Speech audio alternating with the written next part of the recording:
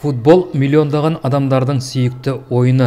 Аяқ допта үлкені де, кішісі де ойнайды. Екібастұзда өткен турнир Достар футбол командасының кубогы үшін өтсе, оған 2014-2015 жылдары туылған балалардан құралған 8 команда қатысты. Олар Астана, Павлодар, Ақсу, Екібастұз қалаларының намысын қорғады. Және бұл додада командалар үлкен және кіші кубоктар үшін таласты.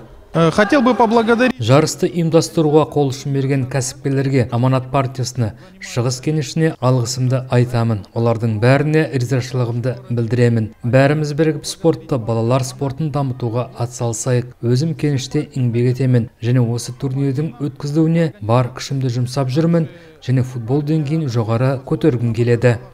Тартысты өткен ойындар қорытындысы бойынша Екібастұздық Санлин футбол командасы мен Павлодар қаласының Қуат командасы ақтық кездесуде үлкен кубок үшін таласты және қонақтар екібастұздықтарды 4-3 есебімен жеңіп, үлкен кубокта еншілеп кетті. Ал кіші кубок үшін жергілікті Батыр мен Санлин екі командалары алаңда жан алысып, жан берісті. Бұл ойында 2-0 есебімен батырлықтар басым түсті.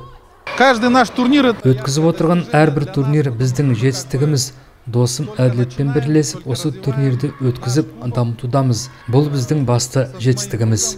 Турнир қорытындысы бойынша үздік ойыншыларда анықталды. Олардың қатарында Павлодарлық Қуат командасының ойыншысы Әли Қайырлыхан, Астаналық Спарта командасының ойыншысы Берік Іңкәр, Екібастұздық Батыр командасының ойыншысы Иван Буллер болды. Санлин және Санлин 2 командаларының қақпашылары Артем Рахманов пен Бегендік Батырхан үздік қақпашылар атанды. Сонымен бірге демеушілердің арнайы сыйлықтары Санлин және Санлин 2 командаларының ойыншылары Әшімбек Әбілмансұр мен Давид Вагнерге берілді.